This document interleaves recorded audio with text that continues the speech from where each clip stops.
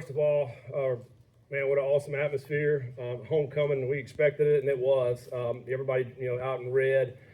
Students were into it. Great atmosphere, and we're obviously proud of what our guys did tonight. But anytime you can do that on a night like homecoming, we're putting some great people in the Hall of Fame. But also you got alumni coming back and people that have so much pride about this program, and be able to put a product out there that they can be proud about, I think is huge for us. And we take that to heart. We talked about it this week for our team. What kind of, how much effort can we go out and play today in all phases. Obviously really proud of our defense and Coach Veit and the whole defensive staff putting together a game plan to contain the nation's top passing offense. And what they did tonight was incredible, holding them to 137 yards passing. And can't say enough about what those guys did and our players, of how they executed the plan, all week long in practice. I thought he did an outstanding job with that. And then our offense to go out there and rush for, 266 yards, and to control the game that way. We haven't really won games this year like this, where, we won the time of possession by 10 minutes. We were controlling the game, running the football. And I thought it was a good game plan to come in and be able to do that, keep their offense off the field. And then again, I thought our special teams were outstanding. We forced a fumble, we get the ball back, we knocked down 2 field goals, and Max had to punt one time, but it was 44 yards with no return. So it was a great execution in the teams as well. So it was just a complete team win, and that's how we like it. Even in your best vision of how this game was going to play out, was it holding them to 137 yards passing? No, I obviously didn't think about a number of yards we'd hold them to, but I think the big thing for us was, we felt like they may hit a few plays here and there, but let's keep them out of the end zone. And I think, early in the game, I thought we did a great job with that. Right there at the end of the first half, they go get a touchdown, and then they get another one right at the end of the beginning of the third quarter, and they started grabbing some momentum, and they cut it with 7 points. And I thought our team did a great job at that point of starting to make plays. We get the ball back, we go, and the offense goes and scores. We get the fumble, we score again. I just thought we responded in a great way at the end of that game to grab that momentum back when it could have went either way. A lot of quarterbacks get pubbed this time of year. Your guy doesn't throw for a ton of yards, but throws 2 touchdown passes, 85 yards rushing. Was it a pretty big sigh of relief when he scampered 23 yards and strutted in there? Yeah, no, it was awesome. We certainly going to utilize his legs because he's good. He's a good runner. He runs hard. He runs to score. He runs to get first downs. I love the demeanor that he takes when he's running the football. But also throwing the football, he was very efficient again tonight. We didn't need as much in the passing game for this game, but when we needed it, he came through. Incredible play there at the end on the touchdown pass. I had a great view right there. That was one of those low arm angle throws that ends up getting in there. Not exactly how we drew that play up, but we'll take it, to get the touchdown. But it was a great play on that 3rd and 1. But Brendan is playing efficient football, and that's what we're asking from him. Take what the defense is going to give us, nothing more, nothing less. And I thought we did a great job of that tonight. You've kind of been criticized by fans about sometimes being too conservative in the second half, but it's 2 straight weeks where the turnover turns directly into points, and then the score just gets wider and wider. Does that kind of make you realize the level you guys can go up to when you start having those turnovers and turning those into points? Yeah, I think we have a very efficient offense, and I think we've talked about this early in the season, how you get in the second half, you're not going to take as many chances in the second half. If you're going to try to win the football game, and if you're playing good defense and good special teams, the ball's going to bounce your way some. The last couple of weeks it has. We blew both of those games open in the fourth quarter.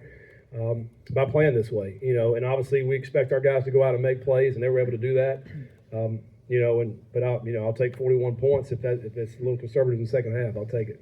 What does it say about your team or this defense? You mentioned about how they started making the big plays when they needed to, when to take away momentum. What does that say about this team or this defense? Yeah, I think they play with great poise. I don't think they get rattled if they give up a play or a first down, and shoot. They hit a couple 4th downs on us. Again, it's 6 opportunities to defend a 4th down. I know we're the most in the Big 12 with defending 4th downs. I know that. But again, tonight, we had to defend 6 more. But I don't think they panic. I think they continue to play the next play. And when you do that, then you're going to make more plays than not. And so, and also when teams get down the red zone, they don't panic. I mean, when they get down there, they continue to make their plays. They're going to run through the football, and it's never over until it is. And I think I love that spirit about them. And we'll continue to get better to try to get off the field on these 3rd and 4th downs. But I think at the same time, you got to play with that same great poise that we've been playing with. Do you think that Brendan Sorsby deserves to be in the Heisman conversation at this point in the year?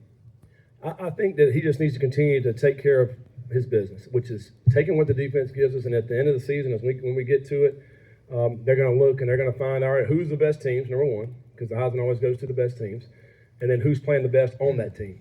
So if we're continuing to do the things that we're doing right now, then his name will be mentioned. So, but we don't worry about it now. There's a month left of football, so we got to continue to do the things that have gotten us to this point so far. You mentioned the rushing yards. Was that by design to shorten the game and keep Baylor's offense off the field, or was that just game script, game flow, having success and sticking with it? Well, I think going into it, just at a offensive versus their defensive approach, we felt like we can run the football, and we felt we needed to run the football. And by doing that, a byproduct of that is to be able to keep them off the field. But I think the main mindset was let's be physical on offense and let's just try to run it right at them. I mean, I think that was the main thing, but just the byproduct of it was the fact that we were able to occupy the ball and keep them off the field. Coach, obviously, we talked the offensive game. Let's talk about the defensive end. Trey Golick-Callard had his best game of the season. Obviously, this season, he's playing with a little bit more of a purpose after some stuff he dealt with this offseason. Talk us through the growth of him and what you've been able to see from him over the recent weeks. Yeah, I mean, number one, he's just a great human being. I love being around Trey. He's always a positive attitude. Even though he's dealt with some things that you mentioned, he's dealt with some personal things that have been tough on him, but he still comes to the building there with a great attitude and ready to work. He's a leader. He's a quiet leader. I think he's really grown over the last 2 years as well because he's not the biggest guy out there, particularly playing safety. And I thought this last year, he's not very big, and then we're asking him to come fill that alley right there and tackle these big backs we got to tackle in this conference. But he never shies away. I mean, he's always flying down in there trying to make a play. But more importantly, I just love how he carries himself. He's a very, very great individual. I don't know if you're aware of this, but you had scored on every red zone trip this season. I know. I found out about it a while ago. And then you take a knee. Should you have kicked a field goal there? No. We have scored in the red zone every time we wanted to score. That is still 100%. We didn't want to score that time.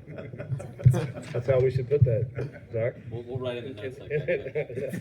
Russ and Scott.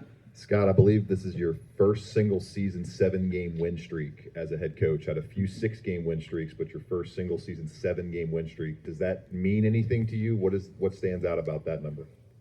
No, I mean, it just means our team's playing good. That's what it means. You did some fact checking on that, huh? So, no, that's not something I think about. I mean, I think about how we can be good each and every day, the day that we're in. That's what I think about. And, and what our guys have been able to accomplish is a byproduct of that. They really bought into that and really, going out every single day and done the best they can that particular day. And then it's showing up on game day. And I think that's what we're seeing. And we got a lot of respect for this conference. We have a lot of respect for the teams that we're playing in this league. I think it's some great coaches and some great players, and it's hard to win football games. And so for what we've accomplished this far, I think it says a lot about our guys. What kind of peace of mind does Stephen Rusnak give you? He's pretty calm, man, and very confident. We see it in practice every day, and even in practice, like when he doesn't knock one down, the next one you know for certain it's going in. That's just the way he is. He's got a lot of confidence in his ability, and all our team does too. So we all believe in him. And when he trots out there, we expect him to make it. And he does too. And most of them all of them are going in right now. So hopefully we keep that going. Scott, looking at the schedule going into November, Utah next week, do you guys sense that while the schedule may be getting very difficult, what you're playing for is exactly what you wanted to set out to play for coming into the season? Do you guys feel that way going into November? Yeah, I mean, we felt that way all year. Even after the Nebraska game, we still had our goals all out in front of us, and they're still out in front of us. And but we have to stay in the moment. We have to stay, of the task at hand. Which after tonight, we'll come in tomorrow. We'll clean this game up, and it'll all be on Utah. I mean, will it be a challenge? Absolutely. You know, they're an outstanding football team. To go on the road, we got to fly all the way across the country to play these guys. So, yeah, it'll be a challenge. But man, it's what we're signed up for, and we're excited about it. We're excited about this opportunity to be playing, you know, here at the end of October, early November for playing for a conference championship. Saw him prior come off the field and head to the locker room late in the game. Any update on his status? No, we'll have more obviously when we get in here and get some things on that. But it's some kind of lower leg injury. But we'll see what that looks like probably by Monday. I asked Brennan this question last week, but when did you realize that the expectations for this team should be beyond just a bowl game? He said it was when everyone got here in the spring and he saw how much talent you guys had. Yeah, I do. I go back to also the once we got our team here, because most of our team was here in the spring, but then we got everybody here when we started this summer. You could feel it. I mean, there was a sense in the building. Everybody's holding everybody accountable. We didn't hardly have many at all mishaps, guys late or whatever, which, you're going to have some of those on a team of 100 and some guys. It's a tight team. It's a team that care about each other. Our guys don't really care about stats. I think obviously, if you're not making a tackle or if I'm not getting a catch or a carry, I mean, obviously you're upset because you want to get that. But ultimately, our guys care about winning. And when you have a team full of guys in a locker room that care about winning, then you're going to win more than you're not. A great example is Max. I said, man, Max, did you do anything tonight? He's like, I had one punt, coach. I had one punt. And I was like, he said, but you look at that score. Like he said, look at the score. He's like, so you don't care. And so that's the kind of guys we have in that locker room. And as long as we continue to have that attitude, we'll have a good football team. Did you try to do an Australian accent there? Yeah, I think it went a little bit more English. I do the same. British. My wife makes me watch these dumb British shows sometimes, so I probably went that route. Scott, final question. What does a win, a homecoming win, when you have former NFL guys, draft picks, all sorts of guys that played here, some on good teams, some on bad teams, you come through with a Big 12 win? Yeah, that's what I said it earlier. I think anytime you can come away with a huge win on homecoming, it makes everybody proud. Everybody's going away. They're going to the homecoming parties now. They're celebrating. They get to talk about our team. Everybody's having a great time. And that's obviously what you want on homecoming.